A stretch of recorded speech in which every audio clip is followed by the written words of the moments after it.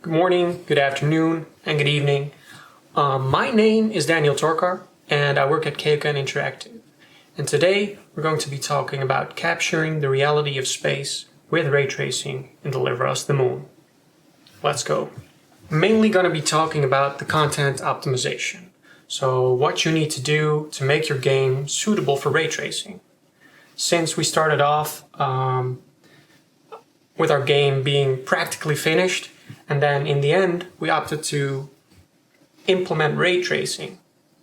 And thankfully, UE4 did a lot for us, but there were some things you will always need to do as a developer. And the main thing is making sure your game runs great.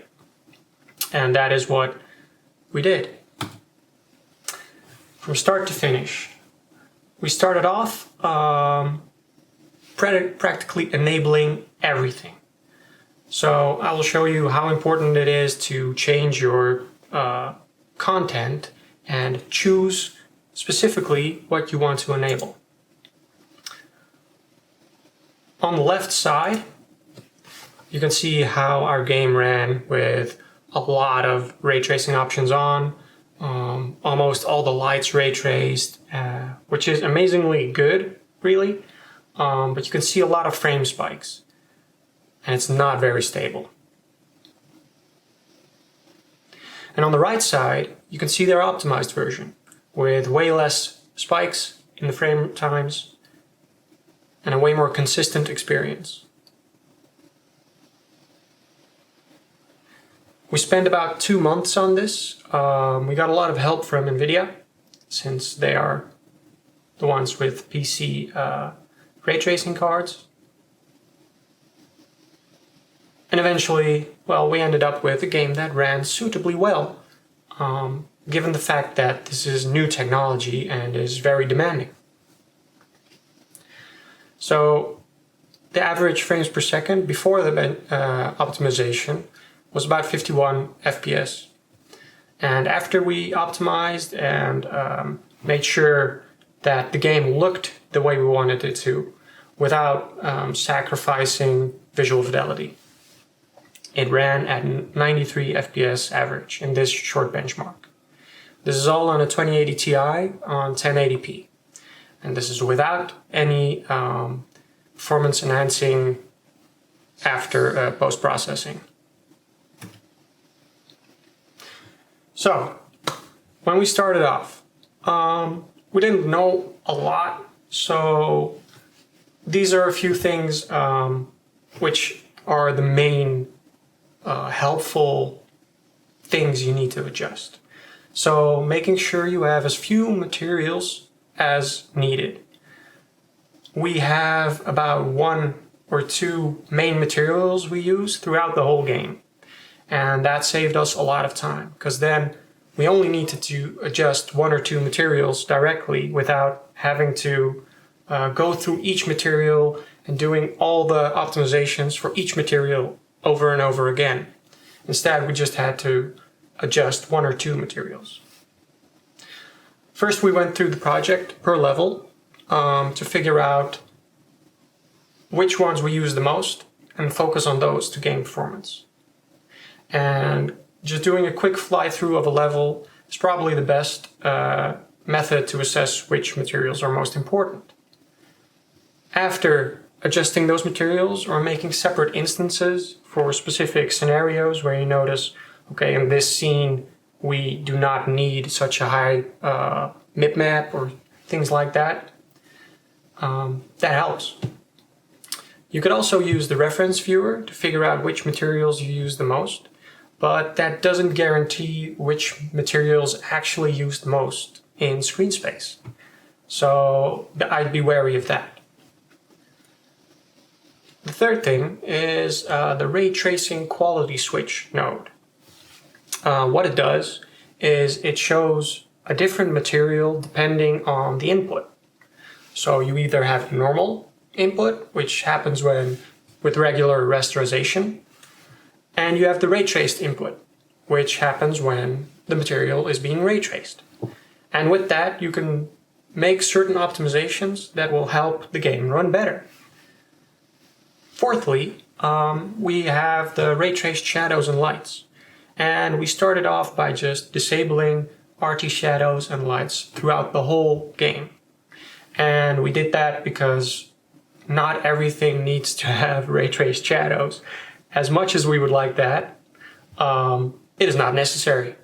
Many lights don't even contribute any shadows.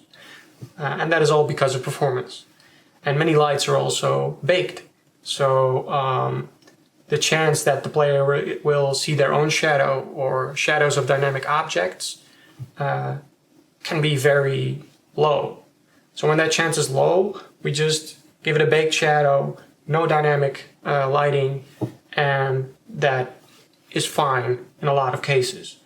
And disabling all the ray trace shadows on all the lights in the scene, that's what gives a huge performance boost at first.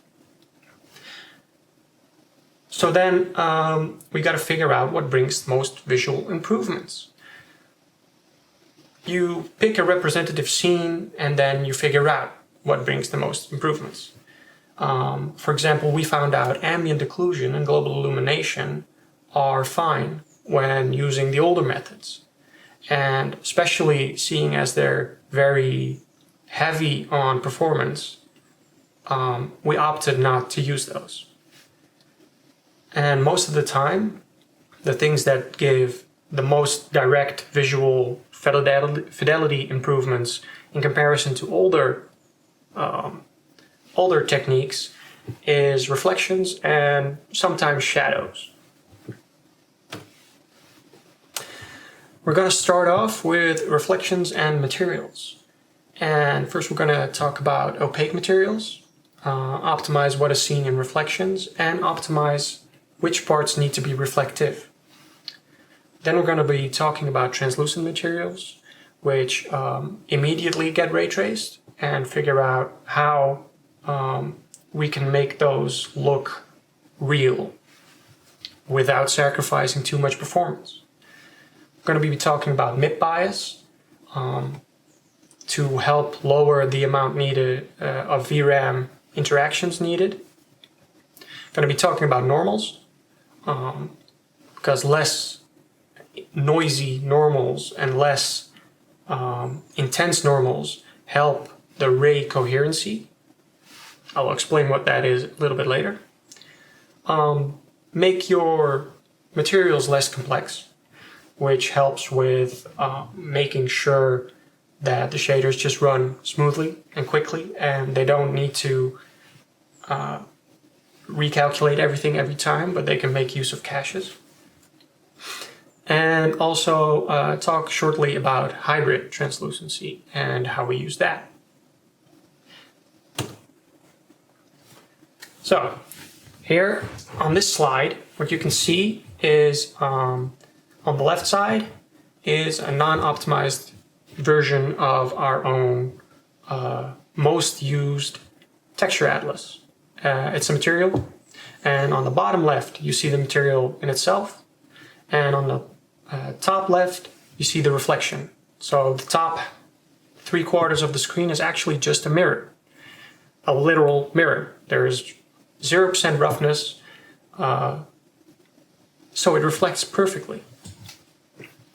What you can see is that the normals are perfect. Everything is 100% non-optimized. It looks great, but it is very heavy. And on the right side, you can see the same material, only mirrored, so I flipped it. On the bottom right, you see the same material. It's literally the same as in rasterization. But on the top right, you see we optimized the reflections. So when you see that material in a reflection, it uses less textures and it uses, just less complexity. And I'm wondering if you can figure out which things we left out.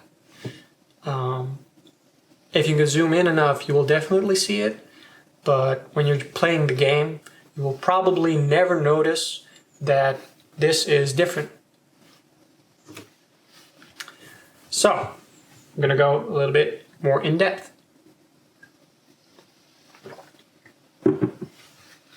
First, you need to lower the roughness to below the cutoff to get ray tracing. And that's one thing I'll need to explain.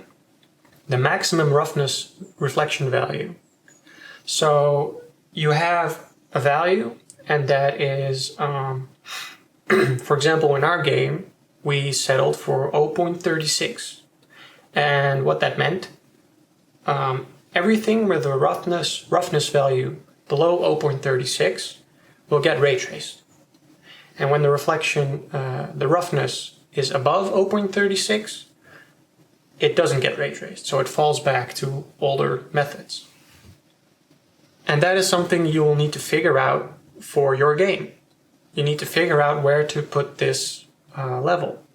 Since this is easiest to just set one level for your whole game and then optimize. And then figure out, okay, I need to up this roughness level a little or down a little or change the contrast, because that will immediately give you less parts of materials to ray trace or make it simpler. And the main thing is you want to keep the roughness as low as possible. When you do that, the ray coherency, the rays get more coherent. Because every time a ray gets traced, it hits the surface, and if the roughness is pretty high and it gets ray traced, it will move.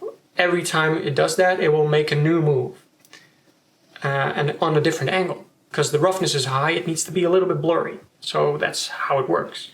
But if your roughness is very low, then every time it hits, it's going to be practically the same angle it hits at, reflects at. So what that does, lowering your roughness as low as you want it, helps with ray coherency. And having a better ray coherency means you will get more cache hits. Because the ray tracer knows, okay, last time I had this angle, I hit there again, that I know what color that pixel is. So lower your roughness as much as you can.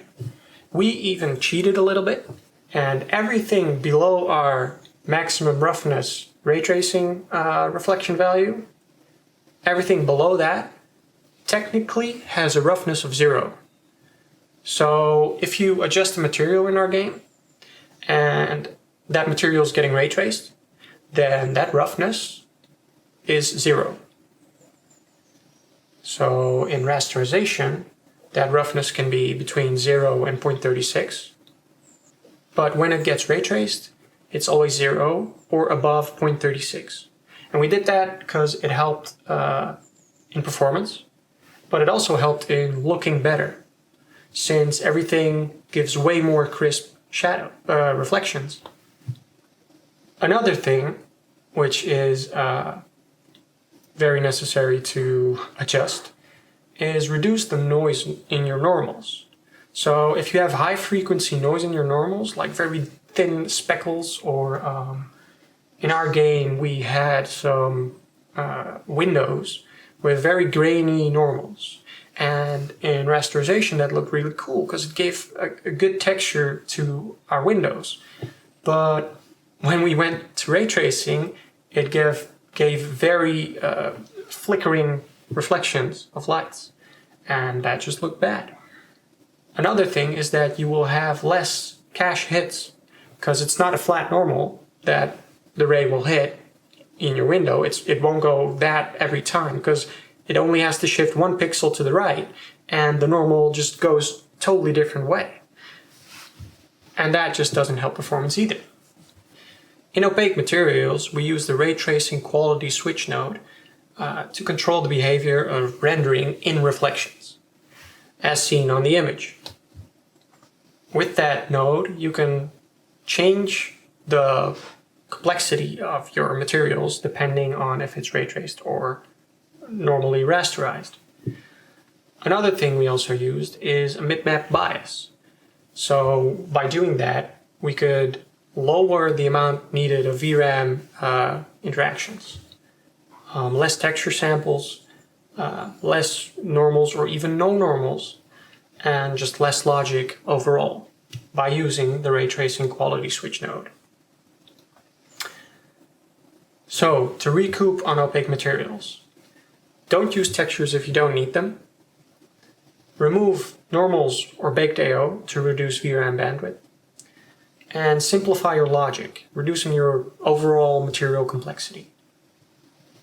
Lowering your roughness to as low as you can get it, and find a decent maximum roughness ray traced reflections value. Now I'll show you quickly in the engine how our materials compare. So here we are in the engine. At the moment our ray tracing is off, and you can see we just have some reflection captures reflecting some lights. It's not great. You have the screen space reflections cutting off. So you can turn off regular reflections. What that does is not a lot, since there is not a lot of opaque reflections in this scene. It's mainly the windows. So I can turn on translucency, and there you go. Now you can see these lights reflecting even when they're off screen. And then we can turn on shadows, which help even more. So let's open these materials. We have the sci-fi kit. Let's go to the parent.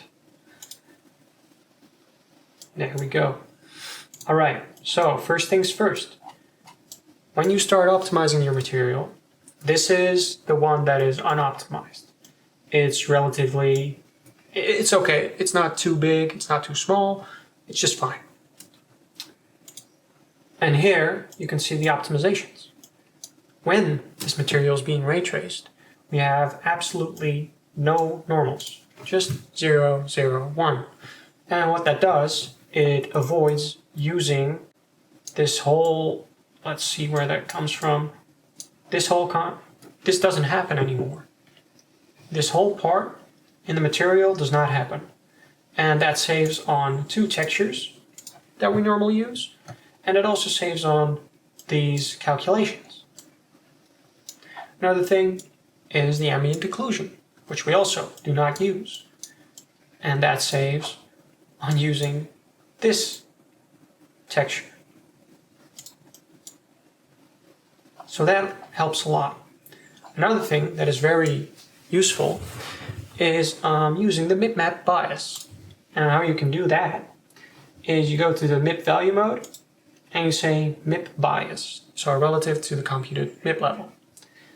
What that does, it adds a bias to your MIP maps.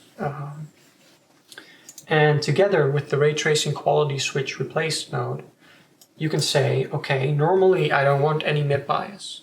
If this material is being ray traced, I don't want a bias. And when it's not being ray traced, you don't want a bias. When it is ray traced, we add a bias of 2. And what that does is, as you can see in our material here on the left side, you see that it's very high res, and it's not necessary to have such a high res reflection. So on the right you can see the resolution is a bit lower, which is fine. That gives us more cache hits because the pixels are the same. And it lowers the complexity of the material. And all that is done with this node, a MIP bias, and that saves you a lot of time. And that happens in many of our texture samplers. In almost all of them, we added that because opaque materials only get ray traced in the reflections. So when you have a reflection of something, the only thing that gets ray traced is the reflection. So the material itself will not get ray traced. That just uses standard rasterization. So then we get to translucent materials, which are a completely different beast than opaque materials. In translucent materials, both the primary ray and the secondary ray are being raycast. So what we did to make those more performant is, again, flatten the normals or remove the normals, use less texture samples, less logic, and the most problematic thing was that they were being used most in particles, and that's something I will get back to later. So it's practically the same as opaque materials, except that the primary ray is also ray traced, which means any optimizations we do will get used immediately, so in the first viewing of the material, instead of only in the reflections. The other moment we use translucent materials is obviously windows and glass. Thankfully, in windows and glass, the roughness and the normals aren't that important. We can simplify the material relatively easily without sacrificing the beauty of glass. And adding reflections to that, real ray traced reflections, helps a lot with making the glass feel real. Our master glass material. So again, many of the things we used falls back to simplifying the material, simplifying the normals, less roughness, and that's mostly it. Here you can see, again, our normals are completely removed. We only use this one, the base normal, for something else in the ray tracing. And what that does is, instead of actually ray tracing the normal, it just adds a lighter streak where the normal would be, to give you an illusion of depth. And it adds that to the base color, which is kind of a hack to make sure that our glass doesn't look too different from what it does originally, from what our artists envisioned. And again here, we also changed the glass material to be more friendly to specific instancing. So we want to have different roughness values for when the material is ray traced and for when the material uses older techniques. And here you can see how we allow that. You can set a roughness that is regular for when there's no ray tracing, and you can set a roughness for when it's ray traced. And what that does is it allows you to change the values separately without having to have one value for all rendering techniques. And we needed this because the primary ray is also ray traced. And when the primary ray is ray traced, you will see that this material immediately benefits from, well, the optimizations without just only being visible in reflections. So if I now turn off the translucency, you can see it looks different. It's, well, obviously you don't see the reflections anymore. But let's say we use screen space. Here you can see the normal lines, which are pretty defined. And when we turn translucency on again, you can see the tiny white lines that mimic what the normal would have been like without actually having a normal.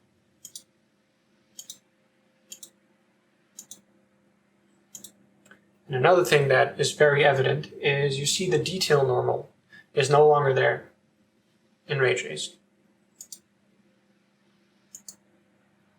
And what that does is it gives us very crisp and clean reflections, as glass in real life would mostly do.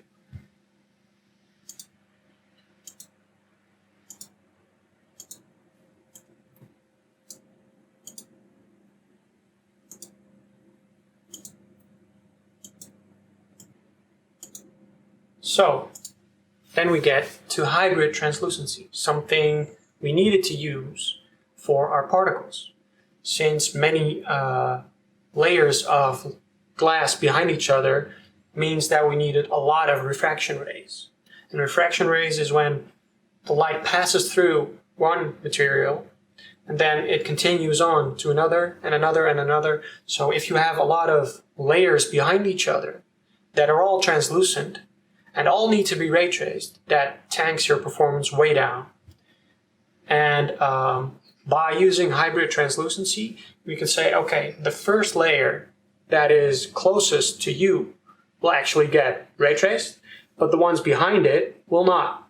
The ones behind it will just be rasterized.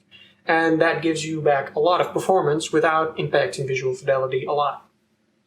We implemented this from NVIDIA's 4.23 branch, and it allowed us to easily just integrate it into our own engine version. Without hybrid translucency, everything that would be translucent would needed to be ray traced. And with hybrid translucency, it allowed us to just use those things, but just rasterized. This is a mess. Since we have tons of these planes just sitting here, and turn on the visible ray tracing, and then turn off the hybrid translucency. They're gone. You don't see them, since only the first layer will be done, since we only have one refraction ray. If I would say, okay, give me 5 refraction rays, you see more. You see 5 layers being ray traced. Problem with this is, well, you see the problem. There is a lot of artifacting, since suddenly, after 5 intersections, it stops. It just doesn't continue. So, putting max refraction rays at 1, give me hybrid translucency, and it looks fine.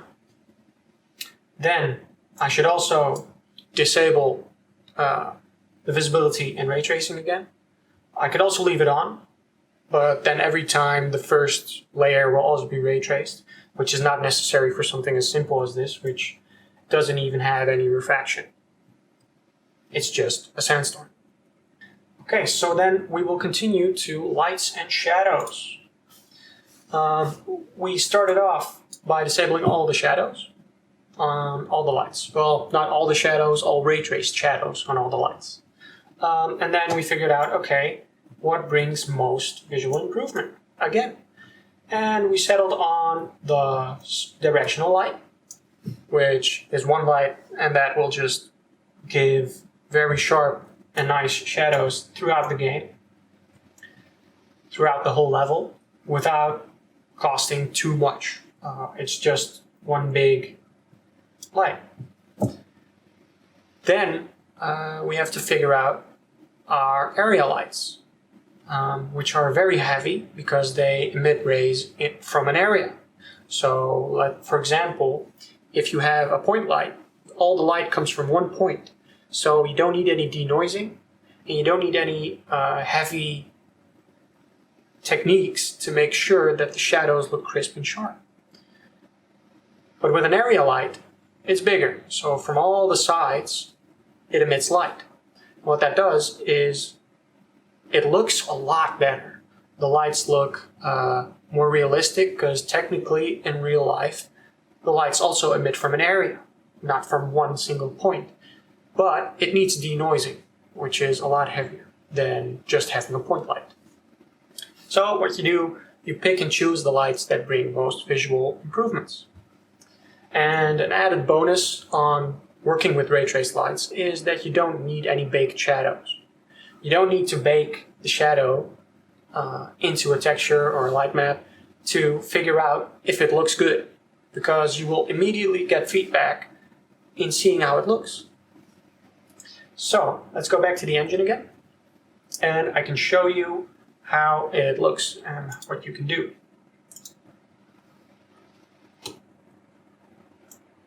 So here we can see our mesh fence casting extremely sharp shadows. It is literally, well, it's not literally impossible to get this with shadow maps, but it is nigh impossible to do this in a real-time game. And that is what makes this technique so amazing. Let's find the directional light and turn off cast ray trace shadows. There you go. That is how it looks without ray tracing. Pretty terrible. For